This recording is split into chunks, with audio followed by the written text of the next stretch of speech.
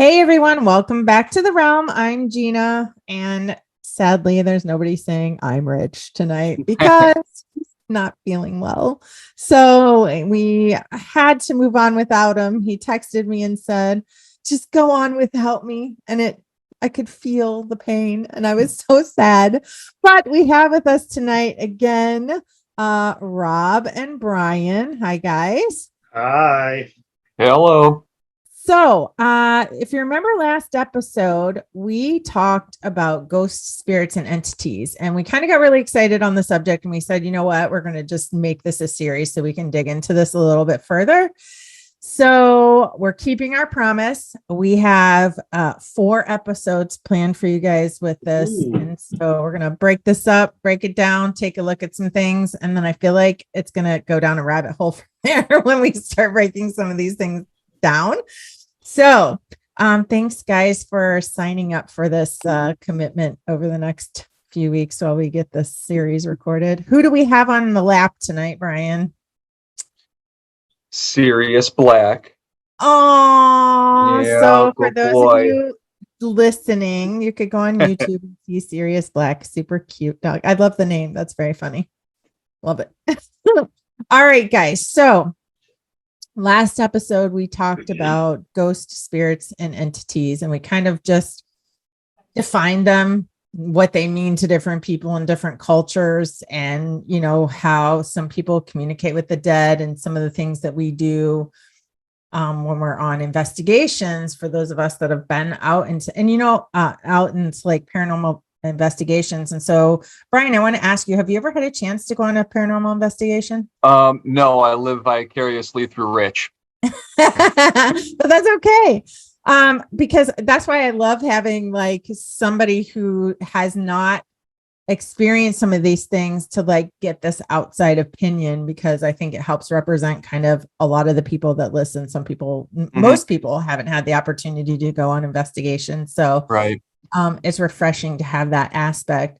One of the things that we're going to start with when we talk about communication with the dead is that's what we're going to focus on tonight. Like, what are the ways that we use, not just as paranormal investigators, but just as people in general? What are some things that people use to communicate with the dead? And so the first thing I want to talk about is from a paranormal perspective. And Brian, you may or may not have heard of some of these things. And I know, and Rob will be able to tell you if he's had experience with some of these things, because I haven't used every single one of these tools, but I did want to kind of outline some of these tools. So some of the equipment that's used, they call it, ghost hunting or paranormal investigating, to make it sound a little bit more palatable, I guess. We have EVP recorders. I'll define this really quickly and then we can kind of discuss it. But EVP recorders are really nothing more than tape recorders, if you will, digital recorders. Now, back in the day, they even used and we'll talk about some of the problems with that, but they would even use just regular cassette tapes, where they would just like record things, because we'll talk about some people who've claimed they've caught things on those type of tapes. But EVP means electronic voice phenomenon. And essentially what that means is we've picked up a voice on a digital recorder or on some kind of recording device that does not belong to anybody else in the room, for just to simplify the definition. Now, there are some recorders that are made because there are some companies now that kind of specialize in creating these highly sensitive equipment for paranormal investigation. So there are some digital recorders that have like enhanced microphone capabilities. They've kind of separated the microphone away from the recorder, because it's real common when you're holding the recorder to like hear a lot of the noise from the recorder, because you're holding it in your hands, you're kind of squeezing it or moving it around, so you get all that artifact. And so they've kind of enhanced some of these things. But I'm going to turn it over to Rob for a minute and have him discuss like what, and I'm putting you on the spot. So as far as EVPs go, what is your experience with them and how have you experienced them? So, actually, it's one of my favorite things to carry around. Is the recorders. Yes, because I feel that as far as evidence goes, it's the device that we carry, we catch the most evidence on. And there's a lot of voices that are, sometimes you're like, well, there's a noise there. It's hard to decipher what it is, but some stuff's plain as day. And you didn't hear it when it was actually happening. And it's also interesting when we leave it in a room by itself the whole time and there's nobody around, like when we sleep and then we go back and you hear voices and whatnot. But I have mentioned before, when we were at the convent in Jericho, Wisconsin, I was with another investigator and we heard like a child laughter, and it really took us by surprise, and it showed up on the recorder. So as far as the recorder goes, I kind of trust it. I like to use it with headphones because I feel then you can tell if it's making noise in your hand, and you can kind of hear better what's going on around you. But I mean, it's one of the things I carry with me all the time in an investigation. It always shows up the most interesting. When you were talking about the experience you had in Jericho, Wisconsin, so were you saying you heard a disembodied voice and you picked it up on the recorder? Yes, I'm sorry. I should have been. I thought that's okay. I just wanted to clarify. Yes, me and another investigator were in a basement, and we were just talking. We weren't even like, "Hey, is there anybody here with us?" We were talking about something else, and we heard it was like a kid, like a laughter. It was like a child. And we both heard it. We were like, holy cow, what was that? And we went back and recorded and we heard it. And so I guess, like, I don't know if this is essential to this, but I mean, this place has electricity in one room and has no running water and it has no heat. So as far as other noises, and we just happened to not bring kids with us this time, but yeah. Which we don't. Aside from just bringing a local 2-year-old. We use them for bait to catch evil spirits. So, yeah, that's kind of my take on it. I don't know. Well, like with the EVPs, and Brian, have you ever got to hear any EVPs? Has Rich ever played any EVPs for you before?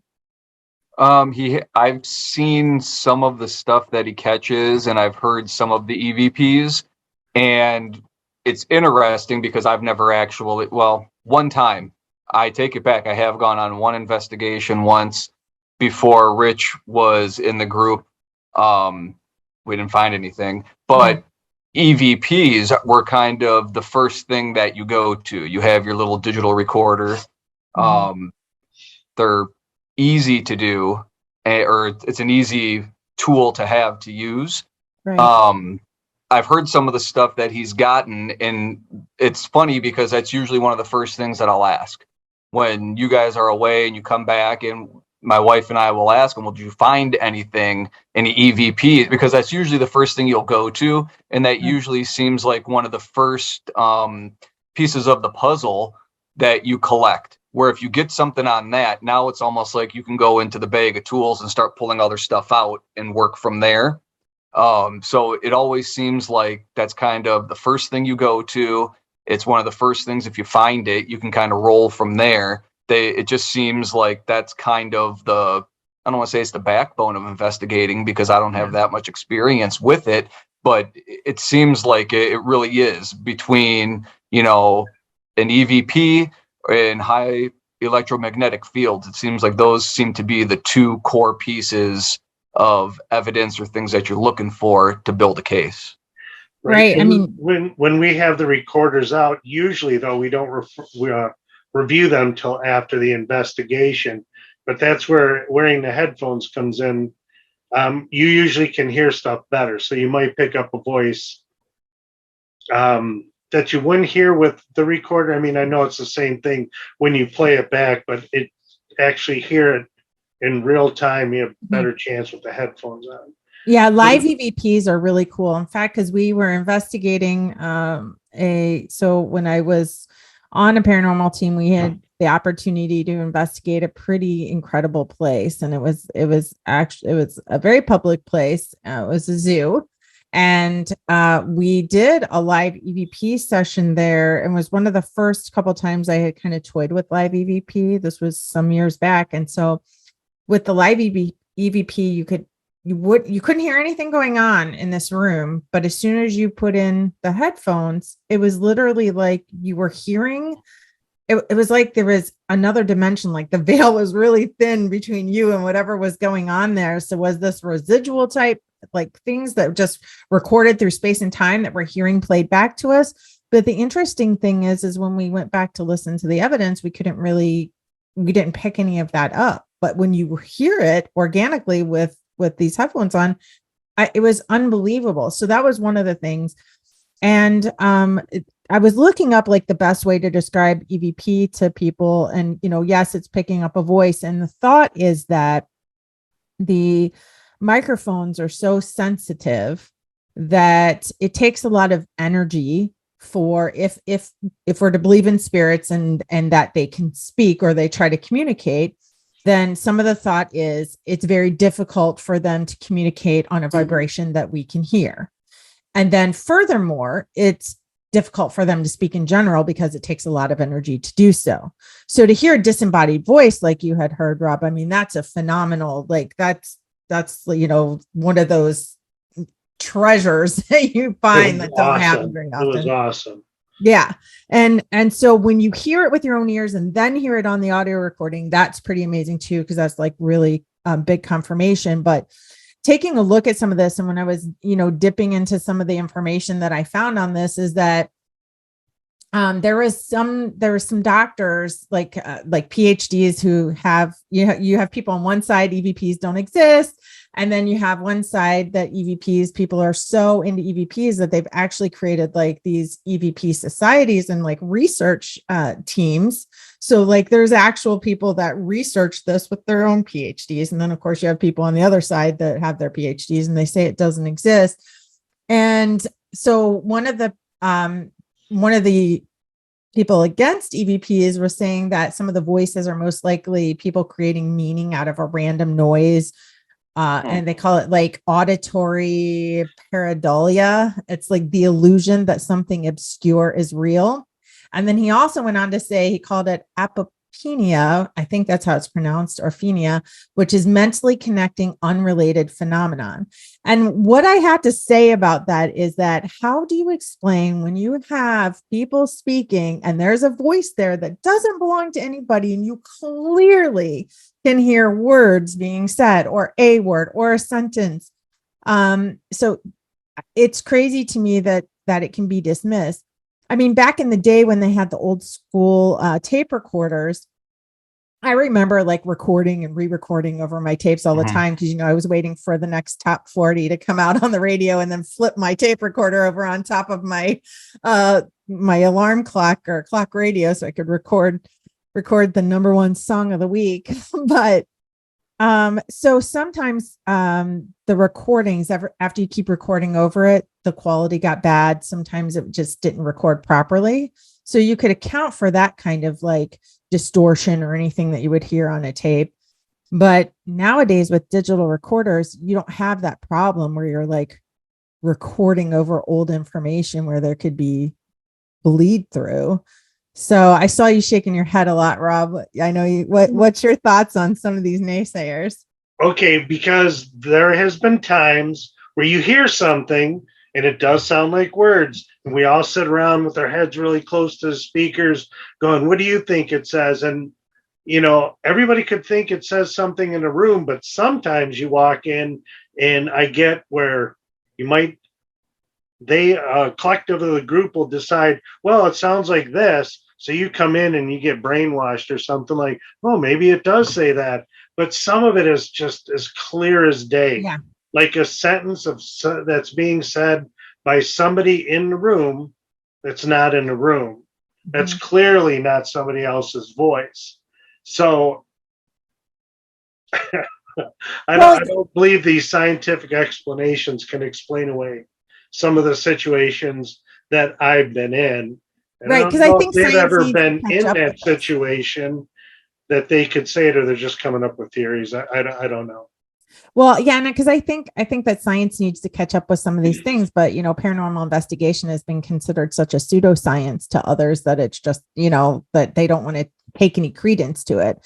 But one thing that I can say is that I would just urge anybody that wants to know more about EVPs.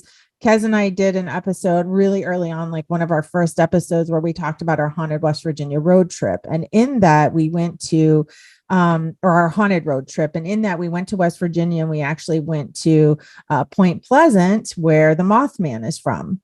And so there's been quite a few episodes on TV, different episodes about the Mothman and people going and investigating the area where he's supposedly, is in the swamp. So we actually went out in this swampy grass area where these old TNT bunkers are at. So we're out in the middle of the woods. You can hear like people hunting in the background because it was like October, that time of year, everybody's hunting. So you can hear like gunshots, you can hear like extraneous noise, but nobody is in your vicinity.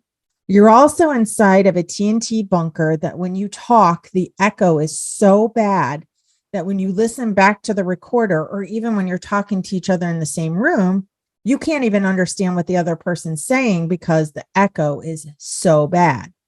So we're recording, we're in there, we're trying to get information or talk to a spirit because we're told, like, we watched this TV show that said this is the most haunted TNT bunker. So we're out in the woods counting, getting to that TNT bunker. And we go in there, we're talking, can barely hear anything. You can't understand anything on the recording hardly. And then all of a sudden, because we're kind of taunting a little bit, like, oh, this is supposed to be the most haunted dome and nobody's talking to us. Nobody's lighting up our equipment. I guess we'll just go. And as clear as day, with no echo, mind you, because we're echoing, but this voice isn't on the recorder. And it says, eat shit. Clear as day, told us to eat shit. So I'm going to post that EVP for everybody to hear because it is absolutely unbelievable. So how do you explain that? There was no guy with us, nobody like in any distance, nobody else was in that dome, and his voice wasn't echoing. So how do you explain it? Maybe you should add in there that taunting spirits is not recommended. Yeah, that little disclaimer, do not taunt. Do as I we got a say, question. not as we do. Yeah. Rob, because you said that you like to wear the cans, we call them cans in the biz, everybody, the headphones. You like to wear the cans while you're listening to the EVPs. Have you ever gotten something where you can hear things through your cans, but when you get back, you have something that either totally jibes with what you heard or something that is completely different than what you were hearing? Like, has it, guess what I'm trying to say is, by doing that and listening live while you're going through, have you found that has yielded really interesting evidence, or it just helps you kind of make a mental note of what you're listening for, if that makes sense? No, I get it. It was introduced to me that it was a better way to do it, to hear everything around it, that I would have a better chance of hearing a disembodied voice or some other sound, as opposed to just going with the recorder. And then that way, if I were to hear it, I could rewind it and have that evidence right there.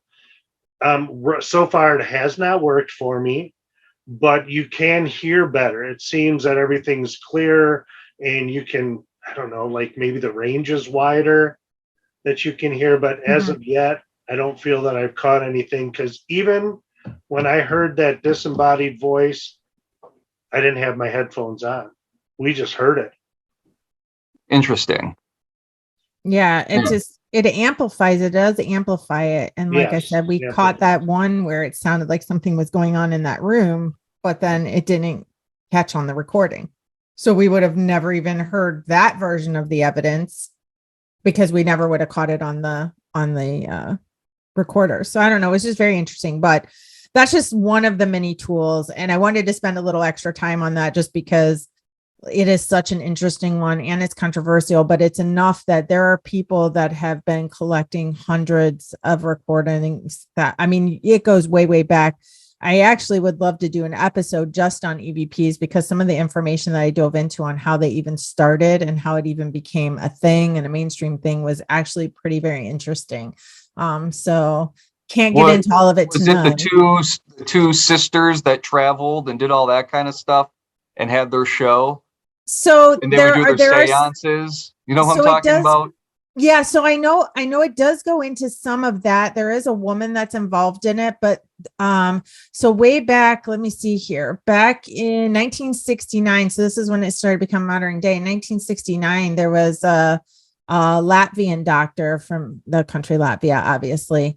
And he said he had been conducting experiments to where he was like communicating with people such as like Hitler, Stalin, Mussolini, and a bunch of other people.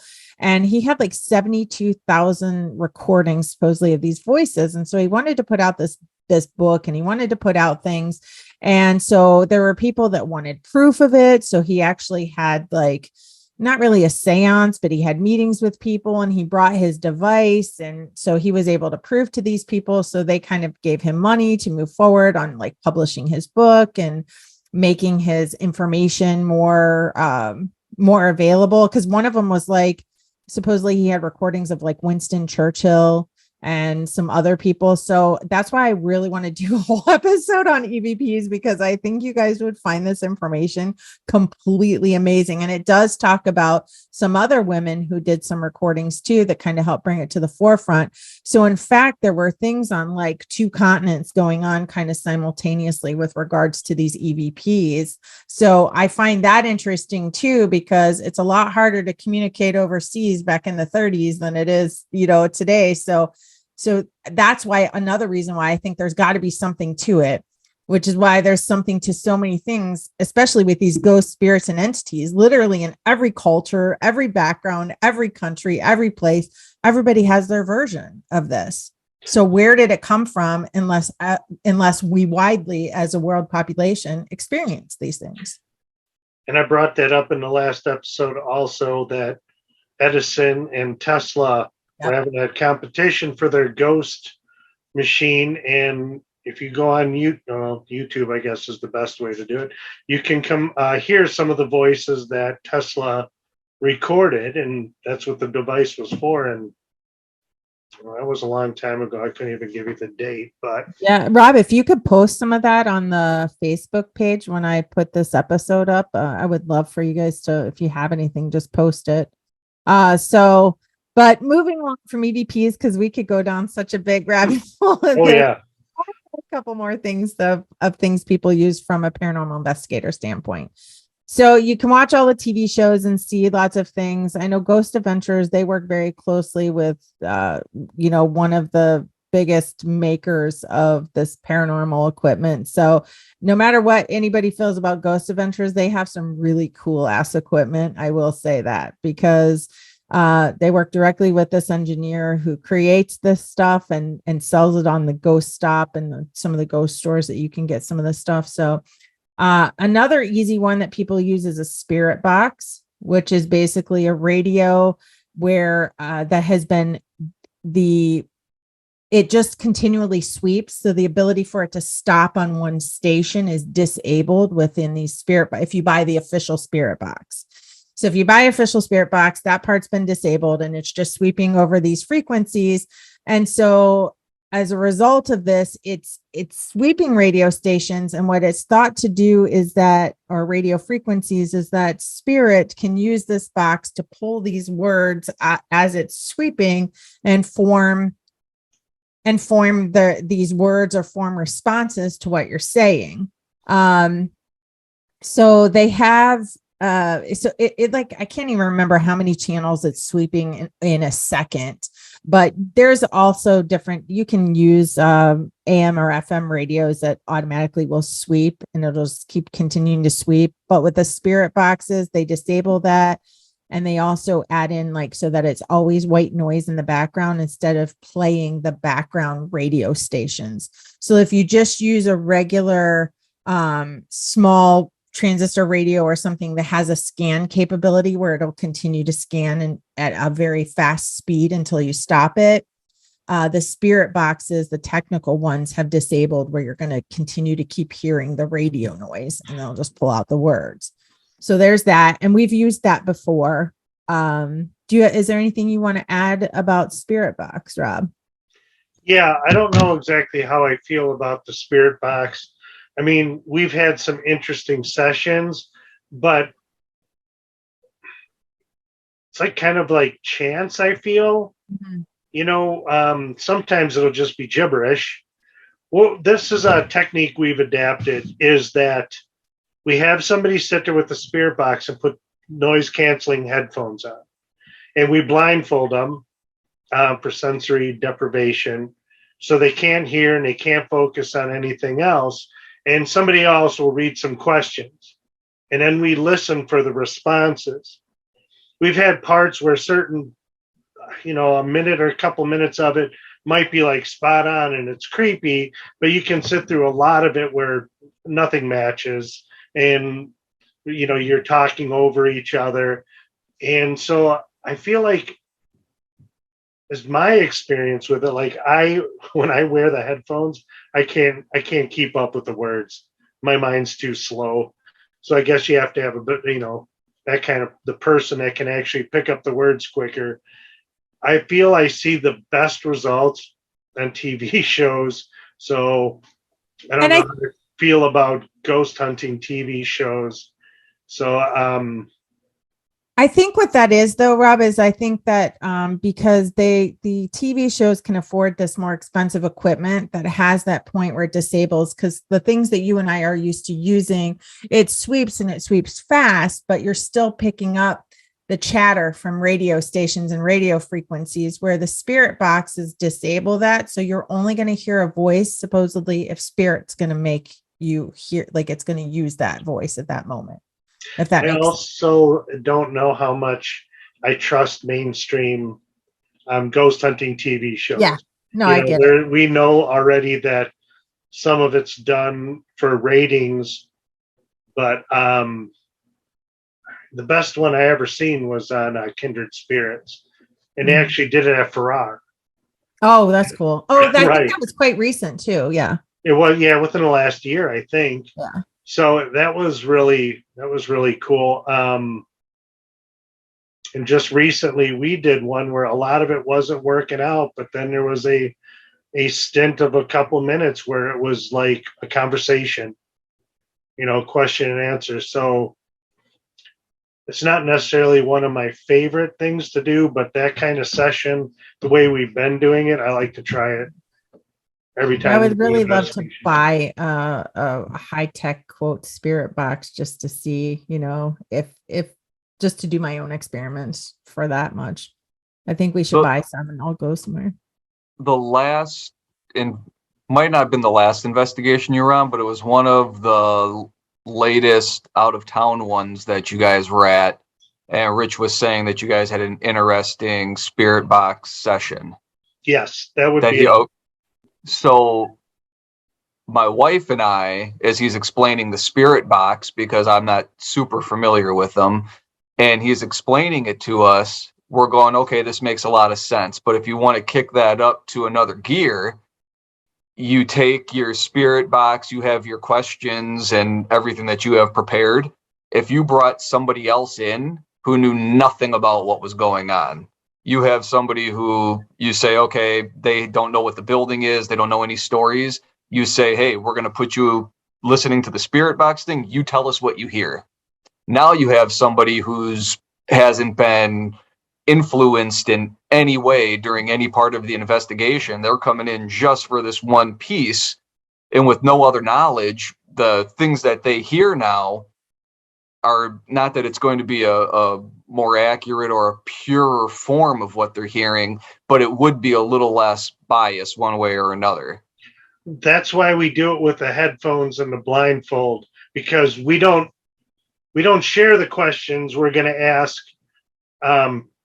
before we do it. So the person who's sitting there with the headphones on has no idea what we're asking. I mean, But I know they do know the history, so right. they might pick up words related, but Exactly. So if you have like if you're in a situation where you have somebody who lived in the house and you know their name was Jack and Rose, and you bring somebody else, yeah, it's Titanic for everybody. If um, and you bring somebody in who has no idea about these names or anything like that, and then you put them in there, and they pull out Rose and Jack, now you have something Right. because they would have no way of knowing that at all. It's a way to get an unbiased person somehow. I know that's probably easier said than done, but it gives you another element of there's no way that somebody can be waiting to hear a specific name and then hear it. Right. I see what you're saying. That would be a really cool experiment to run. Mhm. Like maybe just show up someplace and ask some random person hanging around, like, hey, can you be here at 5 o'clock for 30 minutes? We'll give Yeah, you. dangerous. or I'll be there. Yeah, Or we'll my ask you to come. my wife is the most objective person and uber skeptical that there is that you could get a pure reading off of Yeah. of something like that. It's interesting. And I get that too. That's kind of how I feel. I mean, I've seen some of it kind of work, but I see a lot of it not working. So it's not one of my favorite pieces of equipment, but I like that technique we've recently adapted, and basically I've seen it work, on TV shows better than for us. But yes, the last place we were at, it was kind of neat for a few minutes there, but a lot of it around it. And who knows, maybe you guys will be talking about on your team podcast, Wicked Darkness. So we'll just stay tuned for that. Maybe that'll come around. But I can say, though, that I really like your idea, Brian. And I think that's a good idea to try to somehow find a way to have somebody that knows nothing about the situation to go in and be the person that is the one that's sensory deprived and giving the answers. Right. That would be a really cool thing to do. I know the place where I'm currently at for part of the business that I run, there's some activity there. And so I think that we're just going to solo investigate it ourselves. So if we do, maybe we can have you do it that night. That'd be fun. Yeah, we'll keep you tuned up on that one. Or up to date, not tuned up. So all right. Some other equipment we have is Ovilus. I'll just run through this list really quickly for time. So an Ovilus is basically kind of like equipment that has like it senses energy around it. And so supposedly the energy can form words on this screen. So you ask a question and then it responds, and this Ovilus is supposed to be able to pick up this vibration and turn it into words and print on the screen. So the Ovilus is like pre-programmed with a vocabulary, and then this vocabulary is utilized to like put these words out. I don't know how many thousands of words are in the vocabulary, because sometimes when you watch it be used, it's pretty amazing some of the words that come up. So I've never used one, so I don't know, but I don't know everything about it, but that's what I do know about it. And then there's something else that they have called the talker or an inductive probe, which sounds just horrible, but that's what it's called. And what that does is it captures energy or electromagnetic waves and then converts them into words. So similar to what the Ovilus does, but it kind of is like a box that has like an external microphone that you hold out, and it like pulls that in this box is collecting whatever it's hearing and then forming words coming. So you can hear the word come out of the box and supposedly spirit speaking in the microphone. There's also something called a puck that's used. It's like a round detector that's put in one place. And then there's like a computer screen, like maybe an iPad or something that has an app or a software that it interacts with. And again, same thing. It's picking up these electromagnetic waves, turning them into words on the screen, but you can type also in the puck. You can type it like you're texting you're texting the entity essentially. And then there's something called a PX, which is like a mix between an ovulus and a puck. So these are just some of the ways, like if you go on paranormal investigations or if you watch things on TV, these are some of the things that you use to talk to spirits. And there's also things that we use like flashlights, where we'll like, unscrew the flashlight to where if it's touched, it can make it come on or go off. And so it requires force or energy to do that. So sometimes we'll do the flashlight. So as far as like talking, so we can ask it yes or no questions like, light up this device for, 2 times for yes or 1 time for no. So those are just like yes or no questions that we can ask. The other ones are meant specifically to get intelligent responses in the forms of words or sentences whenever we use the other equipment that we just now talked about. Anything I missed on these electronic tools? REM pod. Oh yeah. So the REM pod is the same concept of like, hey, if you're there, make this go off. Make it go off twice for, once for yes. So we do have the REM pod. And I'm thinking as far as like voice, where like it's capturing a voice, the voice of a spirit. I think that's about it. I'm sorry. You were just looking for voices. Oh no, that's okay. You're right though. I mean, we talked about like the lights and stuff. Don't be sorry. That's like a valid piece of equipment there. But what I want to talk about briefly is some other tools like you guys. Well, not you guys. Rob made fun of I was making the outline and I said OG type tools. So the original gangster type tools. Mm-hmm. And do we think they're legit? And when I'm talking about OG tools, I'm talking about Ouija boards, mediums, seances, and automatic writing. And I think pretty much everybody knows what all of those are, except for automatic writing. So I'm just going to briefly describe what automatic writing is, and then I want to hear what you guys have to say.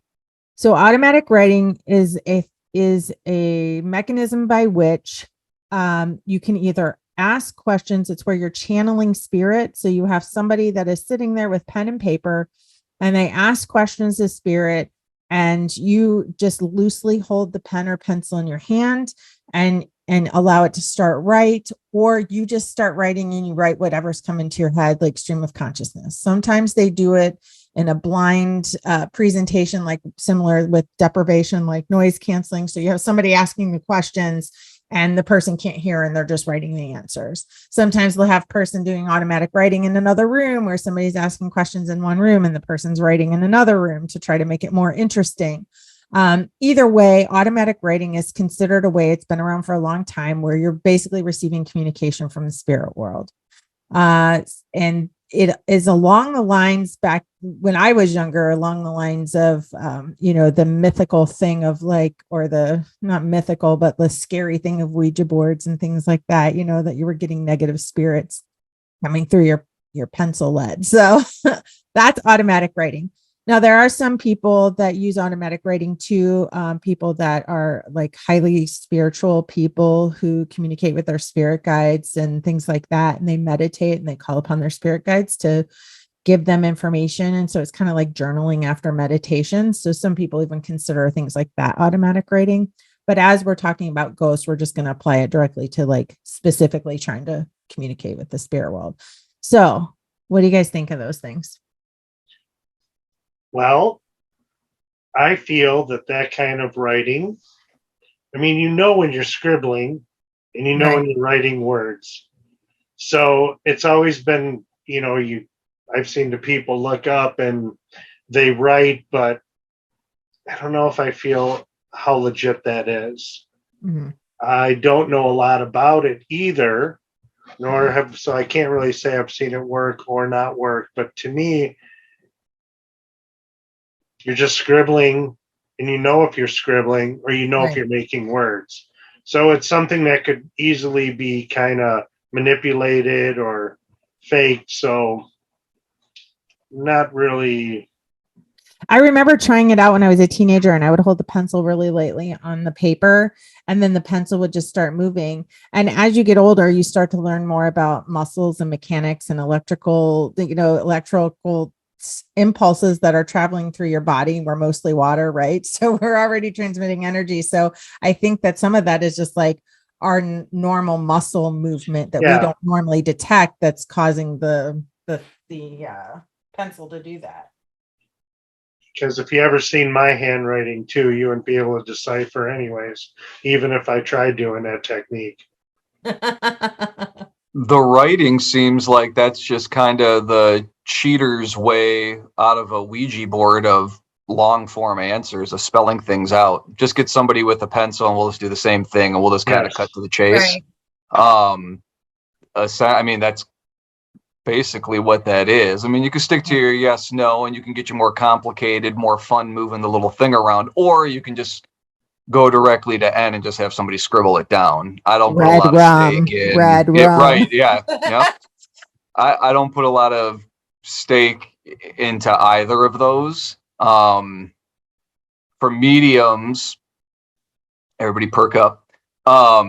Well, wait, I want to clarify. So you're saying Ouija boards and automatic writing are not something that you fully like? No, I don't put a lot of stake into that. There's too many variables that can go into that. With a Ouija board, even if you're on the up and up, the other two people that have their fingers on it might not be. So you kind of have to discard that because there's just too many variables. Right.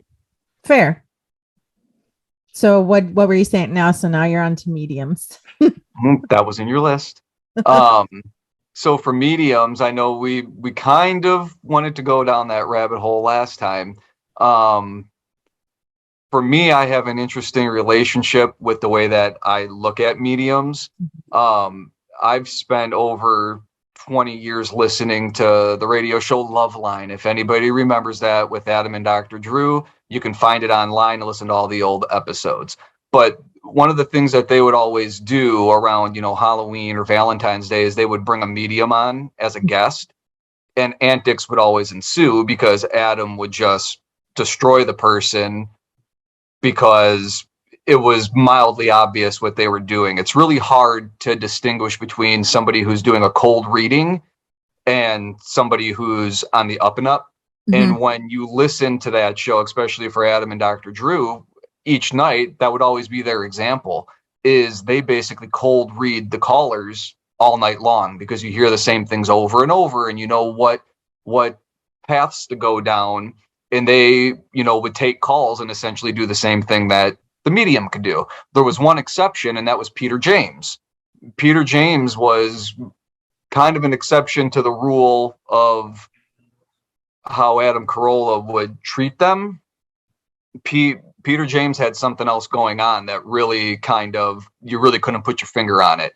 And kind of the best way that I think they may have described it, and I thought that this was a great way of describing the two different kinds of mediums you have. You have one who is watching TV and has a remote control in their hand, and they can turn on whatever they want to and watch. Then you have the other side, which is they can be watching TV and the channels are just flipping by, and you have to take little pieces of what you're seeing. I tend to put more stock into that. Somebody who can watch the TV, but they just see channels flipping by and they can pick out whatever they can. When it's the other side where I can tune into whatever I want to and somebody can ask me questions and I have specific answers for them right away, I don't put as much stock into that. I think when you can pick out little things, if you're getting things and you're picking up on it and it has nothing to do with anything, I think that's a little bit more believable. Everybody can't always be perfect and be on point just like that. That seems too far-fetched. Right. And I think some of that has to do with also building your library. I believe everybody has the ability for intuitive gifts. I think we're all born with these gifts, and then to what degree we nurture it or we end up using it in our lifetime, it's kind of up to what our journey was for this time around anyway. And having said that, I want to clarify the difference. So we have mediums, we have psychics, we have people who say intuitives, we have people who call sensitives.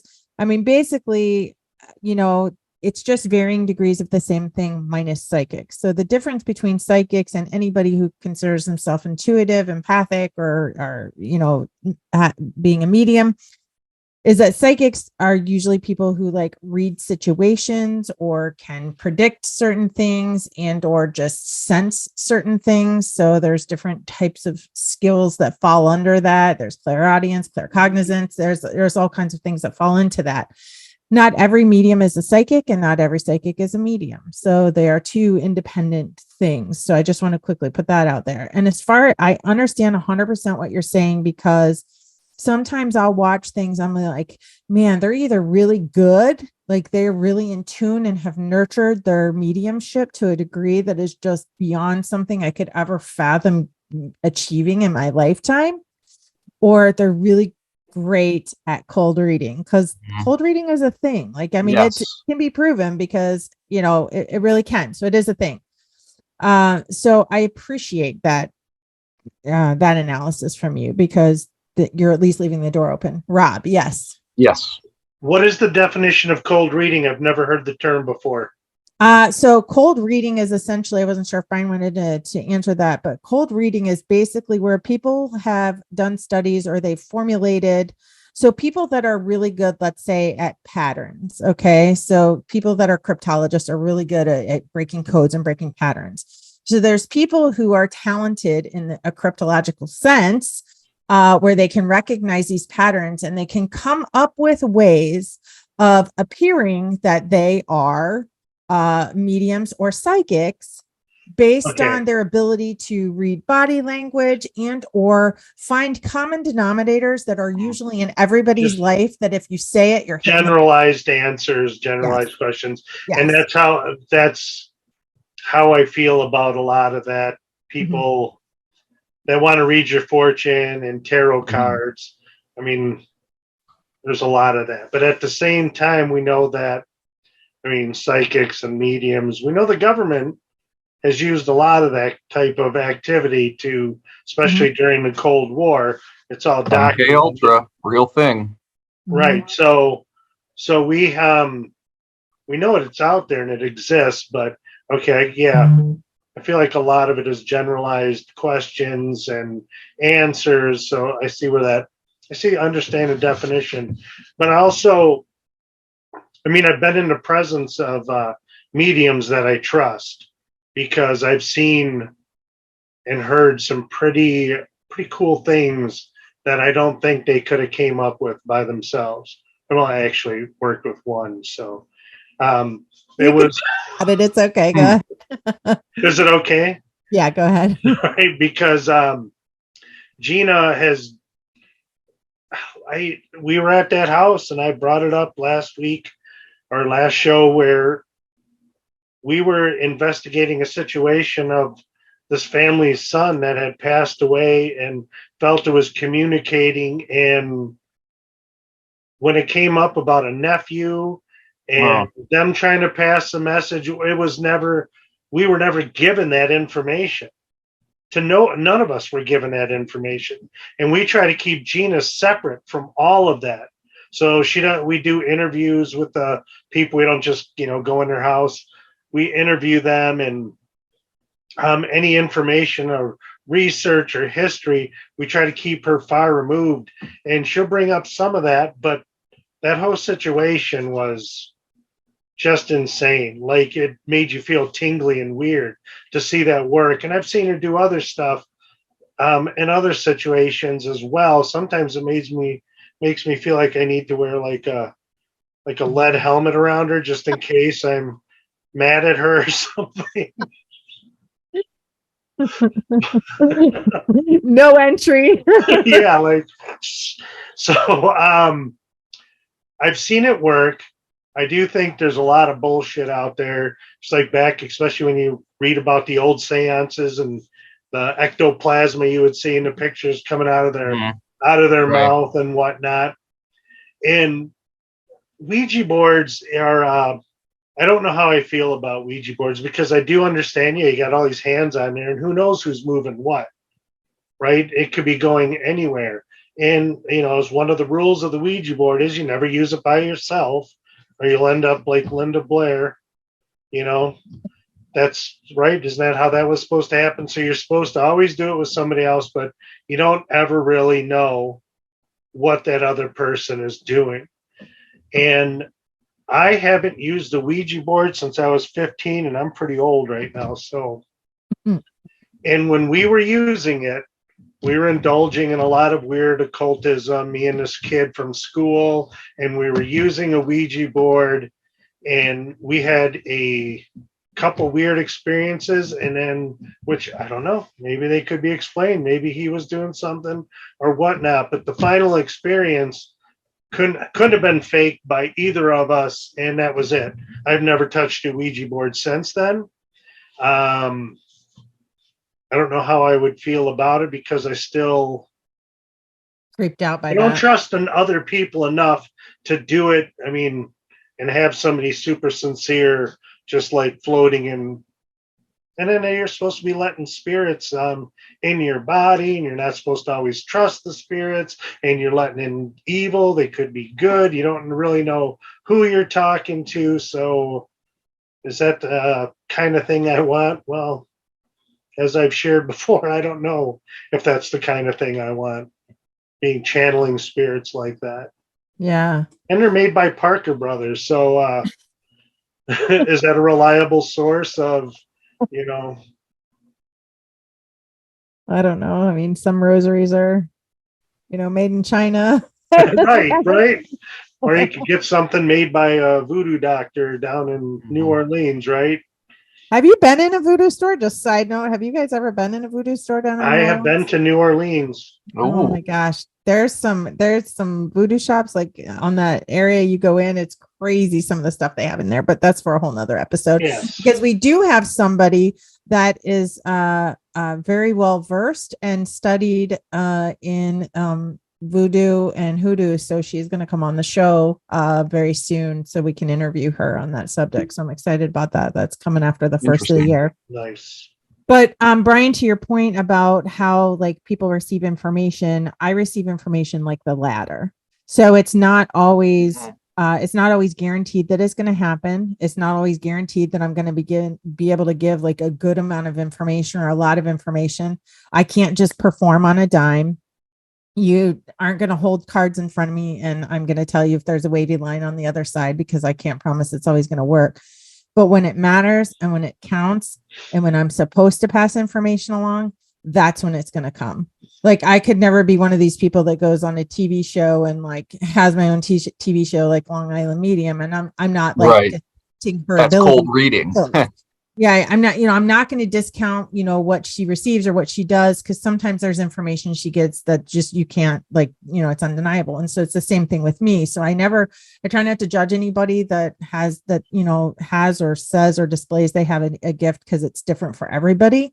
But for me, it's kind of like, if you think about like how the old fashioned movies played where it was just pictures that when you spun it, they just flipped through. And so that'll happen. And I'm like, I don't understand what I'm seeing. So I just pull out of it what's relevant. Or sometimes I'm given a memory of something that happened to me. And then I use my own frame of reference to pass something on to somebody. I'll say, I don't know why I'm supposed to tell you this, but this one time, blah, blah, blah, blah, blah, this happened to me. And I said, so I'm just feeling called to tell you that. And they'll be like, holy shit, and then they'll tell me how it relates to whatever's going on with them. And I'm like, okay, cool. Day's done. And I just continue on. So I can't make sense of it. I don't know what's going on. And we're going to end on the note of kind of like what we've gathered from all the information that we've gotten over years and things. So we'll talk a little bit more about that, but I wanted to speak like, that's kind of how it happens for me. So I would never open up a practice. I mean, I do intuitive.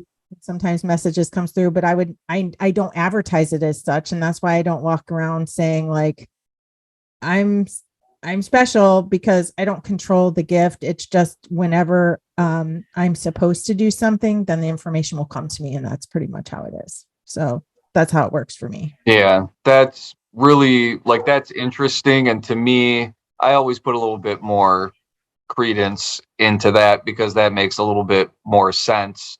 Like you said earlier, you think everybody probably has a little bit of that. It's just a matter of how in tune are you, or how much do you pay attention to it? How much do you trust yourself? Like you get a thought, why do you get it? It's that great magnet we talked about. Well, yeah, it's part of the Great Magnet. And then there's also, we all profile in our heads. There's a little Rolodex all the time with everything that we're doing. If you see a dog walking across the street, you're automatically going through everything in your head. Is it okay for me to ask if I can pet the dog? Like, you're not controlling that, but there's something that just does that. And I think some people get more in tune with that, which I think goes more towards that cold reading, but then you have something more. There was a story for me, which again, I think that this is just that profiling kind of a seeing patterns or seeing enough of it to be able to do it. My wife had a story from somebody in high school, and she's going on about this person, and she's not telling me the person's name or describing them or any of that kind of stuff. I mean, she's describing the person with how the person was. And then she goes, I think I have a yearbook. And she says, I'm going to open it up, see if you can pick them. She opened it up and I pointed right to the person. Wow, and that's now, cool. is that just me doing that profiling, that it took me just a quick scan and I could put a face to everything I was being told? Or is that a little bit like what you were saying? Everybody has a little smidge of that, and it's what you do with it. Like, you could take that, and I always take it as, I think I'm just really good at picking up on that type of quote unquote cold reading pattern thing. But maybe it's not. Maybe if I ever would have looked into that and tried to hone that, maybe there would be something more there. I'm totally open to that idea. I just think it's a very small percentage. But I also think that people that are good, sorry, Rob, I'll turn over to you. But I also think people that are really good at cold reading, as it's called, I do believe that they have some sort of gift that's otherwise, because our left and right brain processes information differently. One side of your brain only can process so many bytes of information, then your other side of your brain, it does like 11 billion times that. So imagine if we were to use that portion of our brain, right, that's untapped and unused. And so I always try to it's really easy to be skeptical, but I always try to give credence to some people, because it is, or just everybody, to give every benefit of doubt, because it's not easy to tell people that you have these skills. Like, I stay in this closet my whole life because it is hard to tell people. But then sometimes when I'm like, I feel like I have to pass a message along, I have to do it. And then, out of the closet I come. Like, I have to say something. I have to do something. So part of the reason I even joined a paranormal team, aside from my complete fixation on it from the time I was a child, but was also to be able to test my skills and be in a group of people who may not judge me and give me that ability to do things and not feel crazy, say things and not feel crazy. So I'm sorry, Rob, what were you going to say? So how do you hone in on that? What are the exercises you do, or how do you train yourself? If everybody has a little bit, and I'm not saying that everybody does it. I'm just saying, how does somebody do that? Like, how do you train for that? So I think in general, just if I were to give anybody advice, and I can just briefly touch on what I do. So I think in general, people that are really interested in developing their intuitive, psychic, or any type of intuitive abilities is making sure that you find time for a clutter-free mind. So whether that's in meditation, whether that's for a walk, staying away from your phone, just really just kind of, because now we have to think about phones and electronics where, we didn't used to have to worry about that stuff. So quieting the mind is easier said than done. A lot of people say, I don't know how to meditate. I can't relax. And I always tell even my students in Reiki, I tell everybody the same thing. Look, even clients that come to me for Reiki, I say, have you ever taken a walk and enjoyed the scenery and you looked around and you were just in the moment? Have you ever looked out your window, like maybe from your kitchen, or you just looked out and you're watching a squirrel, and then all of a sudden you realize, oh, holy shit, I've been standing here watching that squirrel. That's meditation. People meditate and don't realize that they actually are meditating. There's so many things we do in life that actually is meditation. And so it's recognizing like, okay, I'm capable of that. And so number one, quiet the chatter. Number two, read lots of books, find a mentor, talk to people. be careful. There's a lot of people out there who sell a lot of workshops about a lot of things. So today's day and age, you never know. So it's just, finding somebody and talking about and trusting your instinct. I mean, when I'm teaching Reiki and I'm teaching people to trust their intuition when they're performing these sessions for people, and how to really hone into like their own inside and what their body's telling them, and on sensations and everything else.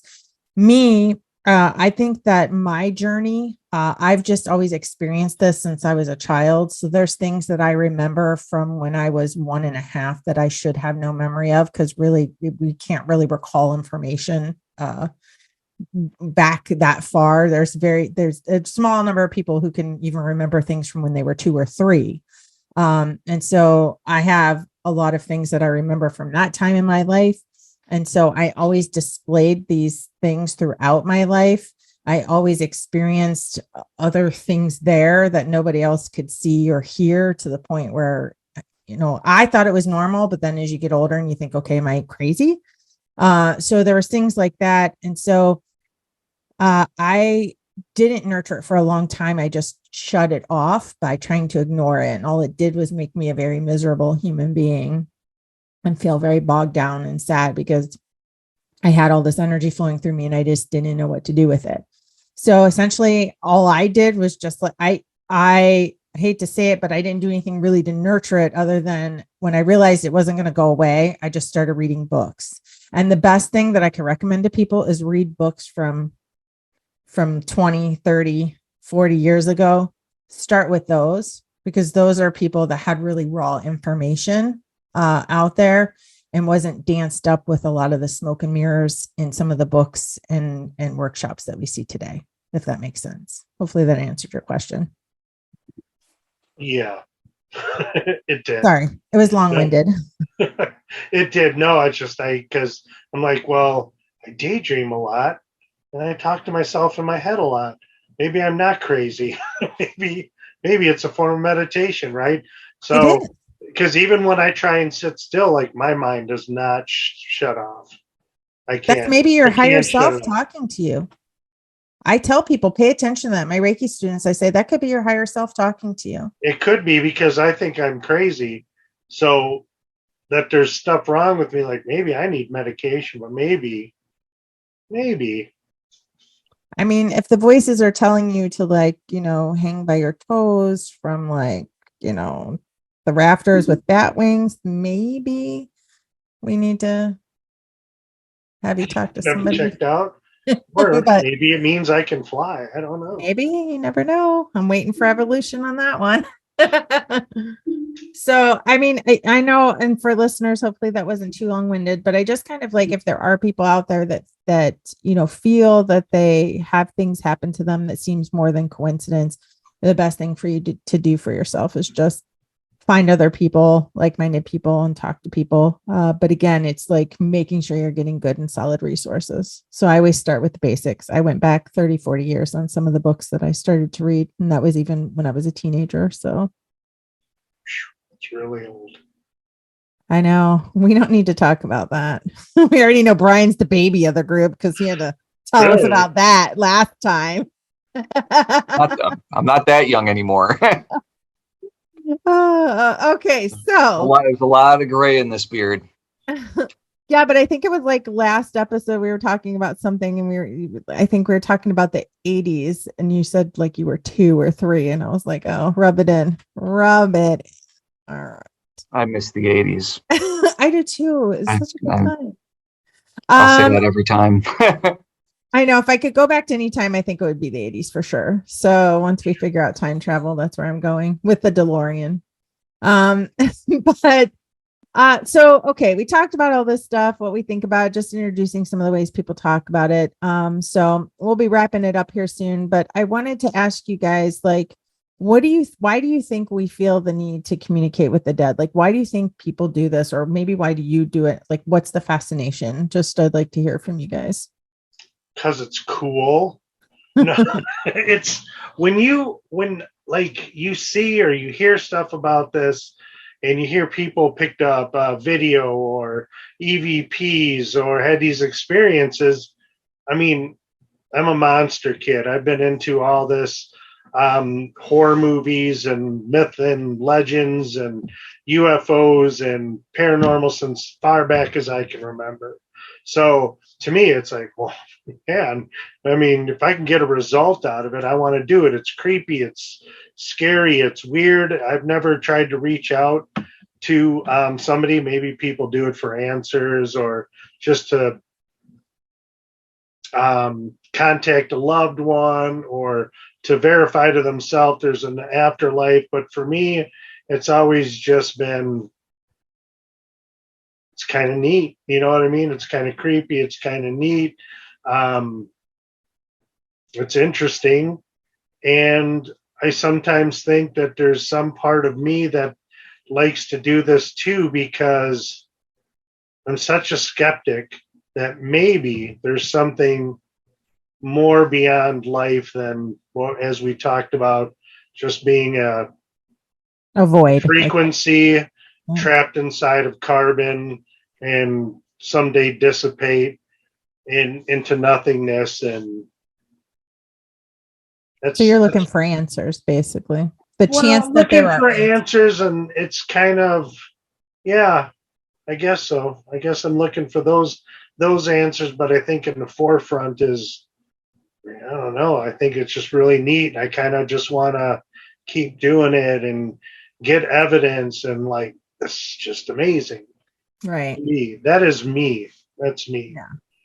Brian, what do you think? What do you think is the big need to like communicate with the dead or to try to see if there's anybody out there? I mean, I kind of agree with Rob a little bit that there, I can't explain why it feels nostalgic, but it does. I don't know if it like kind of like the 80s again. Like you say, you know, you've been a fan of horror movies and all those things. It's like I love that. Like everything, just that nostalgia from that time frame. For some reason, this area of investigating and, you know, science, it feels like it lives in that era, you know. So I can't really explain it why it has some sort of nostalgia. I don't know if it's maybe because when you're a kid, anything is possible. Right. I So mean, we had the Lost adult, Boys, we had the yeah, Goonies, we yep, had, Fright Night. I mean, yep. I mean, there were so many things that were going on during that time that made Fright it such Night a 2, I wouldn't magical recommend it. thing. Right. We have Stranger Things now, Yeah. which kind of throws you right into that. Mhm. And I think there's a piece of it that it kind of does take us back to being a kid, where your imagination is opened up. Yeah. And as an adult, that's such a good place to go to, because sometimes when we grow up, we do lose sight of that.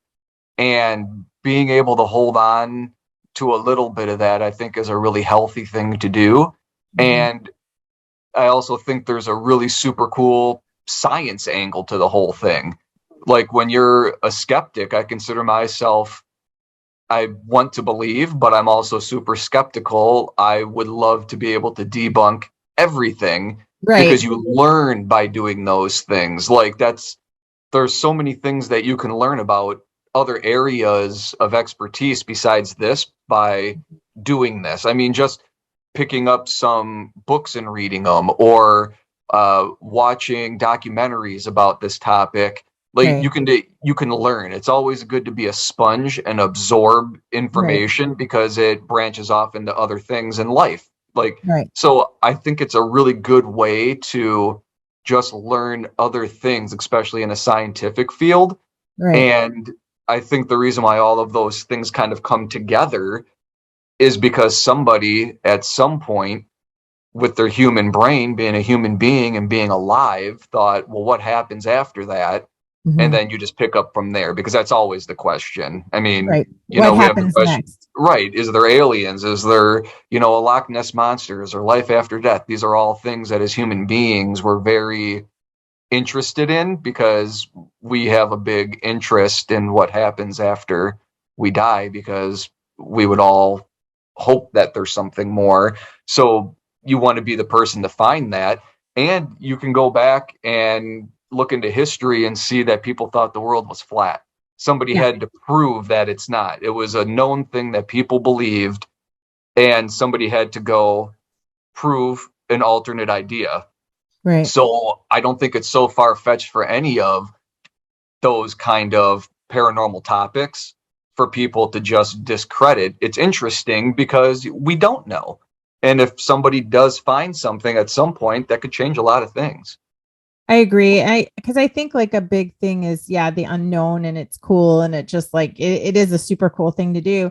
And I think too, that people are just kind of searching for answers, like what happens after we die. I think a lot of us question that in general. But what I find interesting is in all these paranormal shows and in all the investigations that we do, I never hear anybody, even the investigations I've been on, ask questions to spirits like, what's it like over there? What happens when we die? Like, I'm curious as to why we're not asking these questions versus like, are you there? Can you knock 3 times? Like, yeah, it's good because you want to collect evidence. Because like, I want evidence too. So don't get me wrong. Like, I want evidence. I want hard evidence to say, yes, something else exists out there. And we don't know what it is. Because next episode, we are going to talk about, what are we in contact? Is it really spirits? Is it, ghosts? Is it entities? Is it possibly aliens? Because actually one of the people who are that started one of the EVP organizations here in the United States has, I think, hundreds of thousands of recordings. And some of them, she makes claims that she communicates with aliens through EVPs. So I'm really excited to do that next episode. But, I think the fascination is like, number one, just knowing that it's there and that it's real and that there's something else out there. And so I guess my next question is, though, with all of the evidence that we've been able to gather through the years, why don't we have more information on the afterlife? Like, I guess I feel like I don't know any more about afterlife, even, and I'll just say this quickly and I'll let you guys answer. Is even with some of the things that happen to me, where I'm able to pass on messages or get impressions on things and give people information that I have no knowledge of prior to. It's just weird how it happens. I've never asked nor wondered nor been given any information about what life is like afterwards. Like, I don't have those answers. So when I think of the afterlife and what it is, we discussed in the last episode of what we think happens when we die. So if you guys are interested in what we feel on that, you can go back to that last episode and listen to it. But I just find it interesting because even with all those experiences, I feel no more closer to knowing anything after this life. And I still have anxiety about dying. So it just is so... it's like a conundrum almost. I don't know how to make sense of it all. So I'll let you guys finish this out. For me, as I have said, so like, I mean, even to this day, I don't like think of it as like the 70s or 80s. I still love horror movies. That's almost all I watch.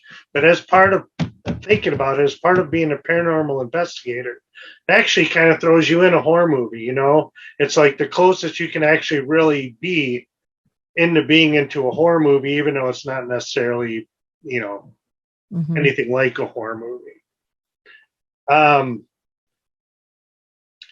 He said horror movie, everybody. Horror. I do that a lot. Everybody says horror movie, horror movie. I don't, just how I say it without thinking of I don't know what kind of show you think we're running here, but horror. It's like weird to say like that too. Horror. I don't know how to say it. But nonetheless, I think you're right. Now that I was thinking about listening to you talk, we don't ask the right questions necessarily, do we? Not the right questions. I'm just curious why we don't ask more of those type of questions. Right. Well, I mean, that's everybody kind of asks the same questions, and we don't really ask those questions. Or have I actually ever heard anybody in any of our investigations answer those questions? And so I don't know why we don't feel like we have any closer to the actual answer. I still feel, on the one hand, I got all this information and it's neat and I want to catch more information, but I'm a skeptic, but I'm an atheist. So it does cause a conundrum for me in a different kind of way like that, where it gets into ghost spirits, entities, and afterlife. And I mean, I don't have that fear of dying. I just don't. I'm also not really been in that situation, I guess, yet. But in general, it's not like I'm like, I don't know if I really have that much unfinished business, or do I wasn't really that bad of a person, I don't think, to worry about it. Should there be a set afterlife? And then for the most part, I just think I'm just going to be food for worms anyways. So I don't know I that just we don't. necessarily have, is this really the right equipment? I don't know if I even trust all the equipment to bring in the information we need. It's a tough veil to break there. We're going from physical into the non-physical, the spirit realm, and do we have the proper tools? I mean, we gather some evidence, but I don't know if there's enough science there to actually prove it at What this about time. you? No, I agree with you. And well, and just I guess your point though is like, if there is an afterlife, I mean, I don't believe that me personally, I don't believe that there is some sort of deity out there that is judging us by our actions in life, to where like I don't have proof that that's the thing. I'm not saying that I don't believe we should all be good people making moral conscious decisions, but we're also here with the human experience. So I don't believe in things that should instill fear in us while we're alive. I think that we should just strive to be good people, without fear of I'm going to live forever in damnation if I don't. So that's a whole topic for a whole nother, I don't want to offend any 'cause we listeners. I don't want to offend anybody. could It's go to not that town on that. it's not that I don't believe in a higher power. It's just, I have a hard time believing in a wrathful, vengeful deity, if that makes sense. So sorry, Brian. 100%. I just had an interesting thought when you said about, just try to be good people, which is kind of just what everybody should do.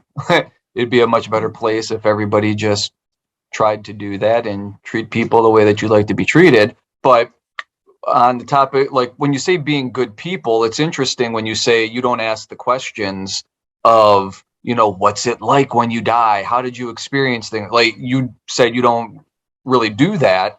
And I try thinking back to things that I've watched, and I kind of think you're right. That usually doesn't come up, which, just thinking about it in this moment, that's kind of a really good thing, because that's a really unselfish thing to be doing. You guys aren't there for your answers per se. You're there to get this evidence to maybe help break this thing open, or to help people who are in a situation that needs some help.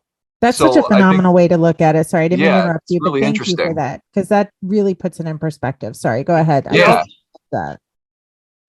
Yeah, Also, super might not get interesting. the answer we want.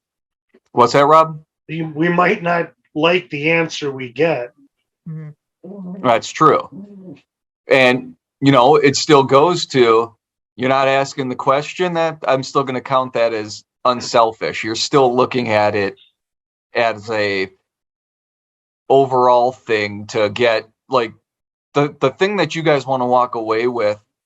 What my assumption is, for the most part, everybody wants to know the answer to those questions, but it always seems like in the moment when you're doing things, you're focused on that task at hand.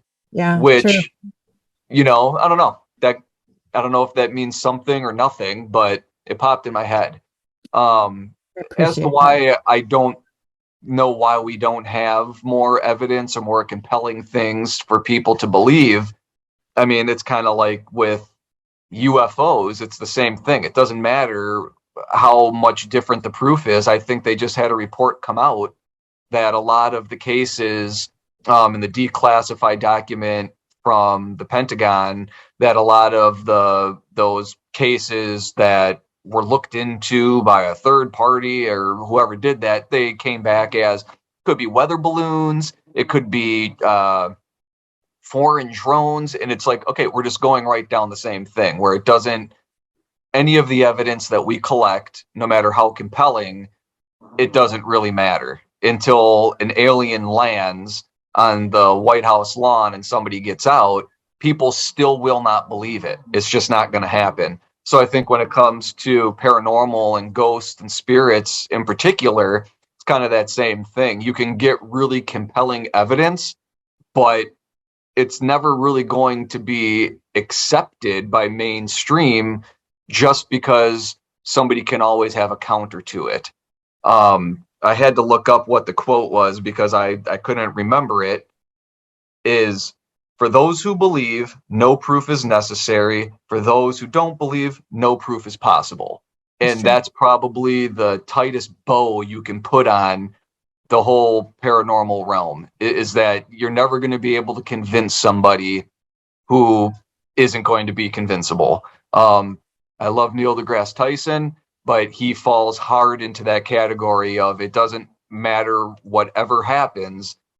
He is very firmly footed in his belief of science, and he can't let anything in. So when you get into those situations, there's just nothing that's going to do it. The best you can do is keep collecting things, keep trying to get things that are compelling, and let people make that decision. And eventually, if enough people can get on board, it will be a little bit more accepted.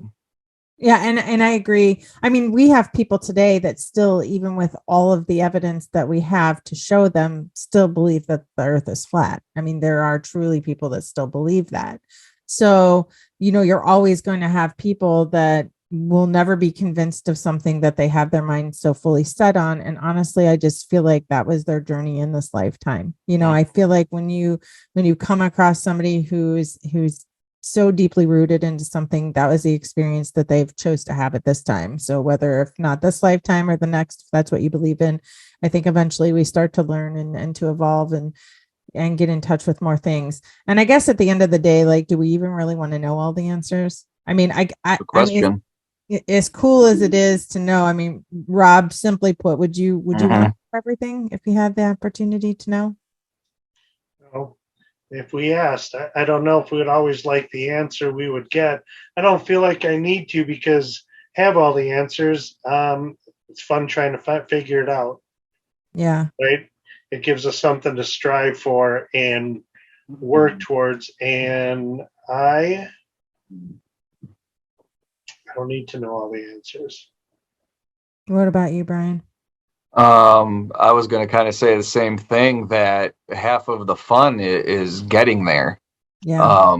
It's kind of like with the secret treasure hunt. Half of the fun is all of the time and research that you put into it and all of the other things that you learn along the way, that once that's over, if and when that happens, it's going to be a real feeling of, luckily there's another one of those treasures to go on to, because half the fun is learning along the way and all the things that you can pick up along the way, that once you get to the end, I don't know if you would like the answer. And even if you do, it feels like a big conclusion. And sometimes then you're like, what's next? Yes. So sometimes the most fun is a J.J. Abrams movie or a TV show like Lost, where you have a lot of little mystery boxes that he likes to put in all of his stuff because it's fun, because you don't know what's in it. That's where the excitement is.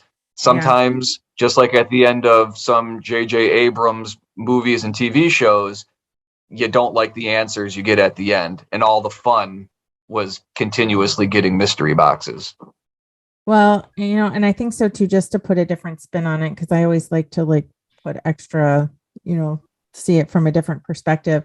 I think the only benefit, I think a major benefit to having answers to some of this, I think, would be to kind of get the world into a more peaceful place, because if we are to believe all the science that's out there, our earth is dying. Like, there's things happening to our environment, there's things happening to so many different things. And if for some of this we could all get on the same page and all believe in some certain things, I think it could could help cure some of the divide that we have on some of the things that's kind of destroying us as a species, as people, as a society, and pinning us against each other. And then also, what we're doing to Mother Earth and the existence out there for our generations to come. What do they have to live for? So I don't want to end it on a down note. I'm thinking in other terms, of how it could be beneficial to know the answers. But at the same time, like, it's also, it's fun to keep searching and keep asking all those questions. And I just think it could solve a lot of problems if we knew just like a little, just a little something somewhere. But that's just me. But well, we really dove into this and talked about a lot of stuff. So thanking the listeners for hanging in there with us. So this may be like a commute to and from work for some of you. So thanks for taking the time to listen to us. Maybe you're cleaning around your house like I do when I listen to podcasts. But I just want to give a special thank you, Rob and Brian, for joining us on this series. I'm really excited to talk about the rest of the topics that we're going to bring up with regards to this. So the conversation will continue on ghost spirits and entities and communication in the afterlife. And, let's pay tribute to Rich. He's sick tonight. He would have wanted us to carry on. I'm holding up my Hunger Games sign. Is that what that is? I don't know. Yeah, he's sick right before he's going out of town. I know. I told him, I said, hey, so like he's coming to my wedding. So he's coming to our wedding. And I was like, I said, I hope you don't have COVID. You need a test. He's like, I don't think it's COVID. But either way, I was counting the days. 1, 2, 3, 4. Okay, should be out of isolation by the time. So at any rate, I don't think it's COVID. He just doesn't feel good this evening. So so big thank you to Rich for telling us to carry on, and I'm sure he said he's missing out. We'll let him know it was boring. He missed nothing. He didn't miss anything. Nothing at all, even though it was really good conversation. So thanks again, guys. We really burned up the airways tonight. So I really appreciate it. Thank all of you.